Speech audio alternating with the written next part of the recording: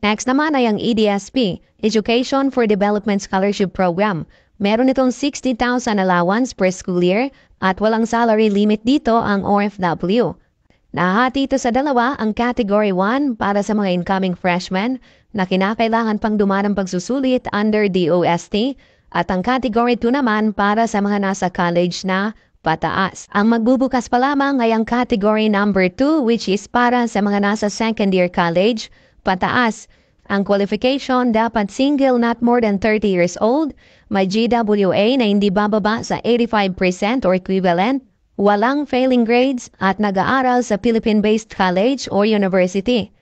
Ang mga requirements ay nakapost po sa comment section at ang application nito ay via online.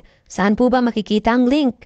Abangan niyo po sa OWA FB page or FB page po ng mga OWA regional offices sa inyong lugar.